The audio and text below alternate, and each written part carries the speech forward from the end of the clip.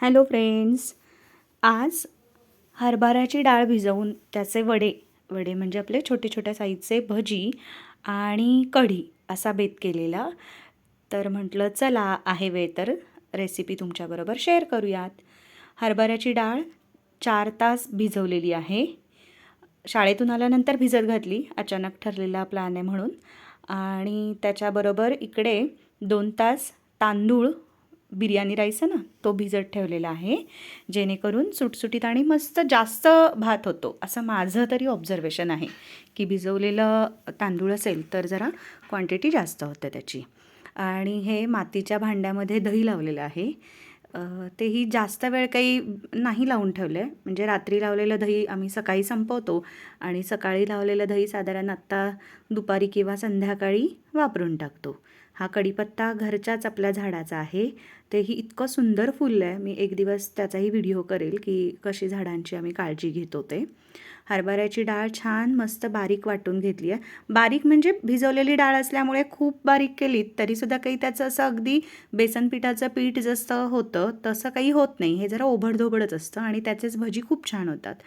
मिरची, कोथिंबीर, आलं, लसूण असं सगळं छान मिक्सरला बारीक करून घेतलं. त्यानंतर याच बारीक केलेल्या डाळीमध्ये हे सगळं घातलं आणि हळद, त्याच्यानंतर थोडंसं जिरं, ओवा विसरले मी घालायचा, तुम्ही घालू शकता ज्याच्याने अजून छान चव येणार आहे. थोडंसं जिरं आणि ओवा हातावरती चोळून घातलात की वास पण मस्त येतो आणि चवसुद्धा छान येते. पीठ पहा थोडं थोडंसंच पाणी घालून बारीक केलेलं आहे आणि असं छान मस्त ओबडधोबड असल्यामुळे चवीलाही छान लागतं, खाताना अजून मजा येते. चवीनुसार मीठ घातलं आहे. मीठ सगळ्यात शेवटी घालायचं. मीठ घातलं की पीठ हलवून घ्यायचं आणि लगेच भजी तळायला घ्यायचे. तेल तापायला ठेवलं आहे तोपर्यंत कढीची तयारी करून घेतली आहे. कढी करतानाही फार काही तामझाम करायचं नाही, अगदी साध्या सिंपल पद्धतीने केलीत ना तर चव जास्त छान आहे. या दह्यामध्ये मी म्हशीच्या दुधाचं दही आहे हे, त्यात कुठल्याही प्रकारे पाणी वगैरे घालायचं नाही, प्युअर दुधाचं दही लावलेलं आहे मातीच्या भांड्यात. त्यात 2 चमचे बेसन पीठ घातलेलं आहे, चवीनुसार मीठ घातलेलं आहे आणि हे मिश्रण छान हलवून घ्यायचं. त्याच्यानंतर कढी करताना हे जे काही भजीसाठी मी मिरची, आलं, कोथिंबीर, लसूण आणि थोडंसं जिरं मिक्सरला बारीक केलेलं आहे, तेच मी या फोडणीसाठी सुद्धा वापरणार आहे. आत्ता शाळेला सुट्ट्या होत्या त्यामुळे थोडंसं वेळ होता निवांत, मग झाडांची वगैरे कामं केलेली आहेत तर त्याचं फळ की मला कढीपत्ता इतका सुंदर छान फुललेला मिळाला आहे की म्हणजे छान आनंद मिळतो की आपण केलेल्या, आपण वाढवलेल्या झाडाचं आपल्याला गोष्टी खायला किंवा वापरायला मिळतात, तर त्याचं कौतुक जरा वेगळंच.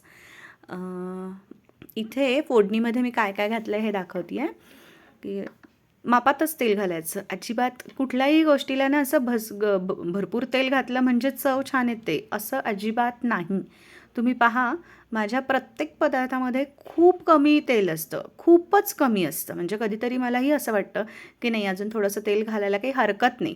पण कशाला ना, जेव्हा असं वाटतं ना की फोडणीत तेल कमी पडलं आहे आणि आता फोडणी बसणार नाही छान, तेव्हा हे असं फोडणीतलं परतलेल्या ज्या काही गोष्टी आहेत त्या बाजूला करायच्या. आपोआप मध्ये तेल येणार आहे आणि त्या तेलात मग तुम्ही पुढच्या गोष्टी टाकू शकता. जसं आत्ता मी मिरची, आलं, लसूण पेस्ट बारीक केलेली टाकलेली, जिरं मोहरी घातलेलं फोडणीत आणि कढीपत्त्यासाठी फारसं काही तेल नाही दिसलं मला, म्हणून मग मी हे सगळं मिश्रण बाजूला केलं आणि छान उतरलेल्या तेलामध्ये कढीपत्ता आणि हिंगाची फोडणी घातलेली आहे. फोडणी खमंग बसली, बारीक गॅसवरती हळू सावकाश करायचं, काही गडबड करायची नाही, म्हणजे कमी तेलामध्ये तुमची भाजी जे काही पदार्थ आहेत ते चविष्ट होतात. त्यानंतर मस्त फोडणीचं हे सगळं साहित्य मी परतवून घेतलं. साधारण आम्ही 4 जण आहोत घरात आणि एकदा वर्षातून तेलाचा डबा आणला की त्याच्यानंतर 1-2 पिशव्या आम्ही तेल आणतो, नाही तर मला हे तेल व्यवस्थित जातं. तळणाच्या गोष्टी बऱ्याच वेळा होतात, नॉनव्हेज होतं, तरीसुद्धा तेल मापात असतं. म्हणजे रोजच्या जेवणामध्ये तेल फार काही आम्ही खात नाही किंवा मीच मुळात वापरत नाही. हा तेलाच्या बाबतीत आणि मिठाच्या बाबतीत जरा आखडलेलाच असतो माझा. आपल्या तब्येतीसाठी आणि आत्तापासूनच आपल्याला सवय असेल तर मुलांनाही तीच सवय लागते. नाहीतर काय होतं, पचपचित तेलातल्या तवंग आलेल्या तर्रीच्या भाज्या खाण्याची एकदा सवय लागली की मग मुलांच्या जिभेला तीच सवय लागते. हे सगळं माझं मिश्रण छान मी फेटून घेतलेलं आहे आणि फोडणीमध्ये हे ताक बनवून मी फोडणीत दिलेलं आहे. खाली मातीच्या भांड्यातली गंमत पहा ना, किती छान वेगळ्याच गोष्टी दिसतात ना. मातीच्या भांड्यात जे काही दही लावतो आपण, त्याचं ताक, त्याची लस्सी किंवा नुसतं दहीसुद्धा खायला इतकं चविष्ट लागतं, त्याची गंमतच वेगळी आहे. उन्हाळ्याच्या दिवसात ना असं वेगळ्या भाज्या वगैरे खाण्यापेक्षा या गोष्टी असं छान वाटतं खायला.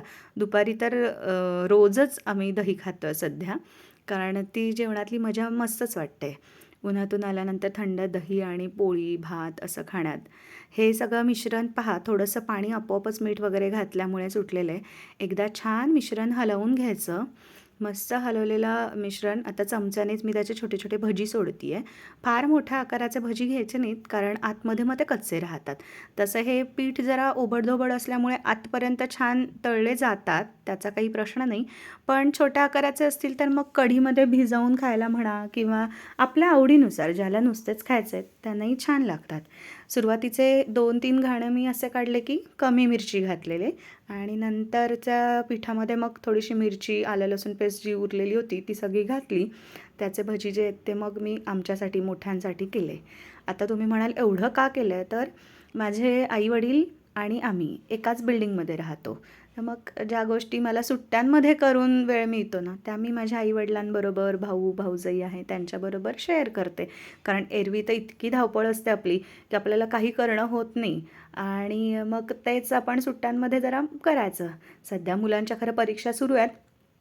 पण दिवसभर मुलांचा छान अभ्यास होतो आणि एरवी पण ते त्यांचा अभ्यास छान करतात. मग आपण आपला वेळ असा कुठेतरी छान वापरायचा, जेणेकरून वर्षभराची जी काही खाण्यापिण्याची मौज आहे, मुलांची गंमत राहिलेली असते, ती आपण आता या सुट्ट्यांमध्ये पूर्ण करायची.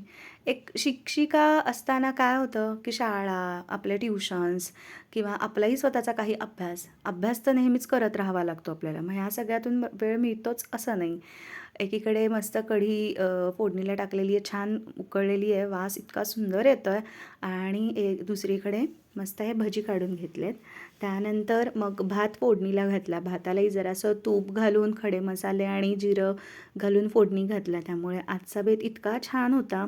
कढी, भात आणि भजी. मग मुलांचा अभ्यास घेत घेत या सगळ्या गोष्टी उरकल्या आणि संध्याकाळचा जेवणाचा बेत असा छान झालेला आहे. सगळे आल्यानंतर मग छान जेवायला बसलोत. एका बाजूला स्वयंपाक आणि मुलांचा अभ्यास अशी दोन्ही गोष्टी होत आहेत. मला वर्षभर नंतर एकदा काम सुरू झालं की वेळ नाही होत. त्यामुळे ज्या काही गोष्टी आहेत त्या मी सुट्ट्यांमध्येच करून मुलांना खाऊ घालते. जरी त्यांच्या परीक्षा असल्या तरीसुद्धा. मग काय किचन हेच आमच्यासाठी खरं तर सर्वस्व झालेलं आहे. म्हणजे मोठं घर असूनही आम्ही सगळे कुठे, तर किचनमध्येच अभ्यास करताना आणि खाण्यापिण्यासाठी. मग आधी श्रीला आमेला थोडंसं अभ्यास करता करताच भजी दिले, मी पण खाल्लेत आणि मग जेवताना काय पोटोबा फुललेलंच होता, पण तरीसुद्धा मस्त कढी, भात आणि भजीचा आनंद घेतला. तुम्हाला आजचा मेनू कसा वाटला, रेसिपी कशी वाटली नक्की कळवा. थँक्यू.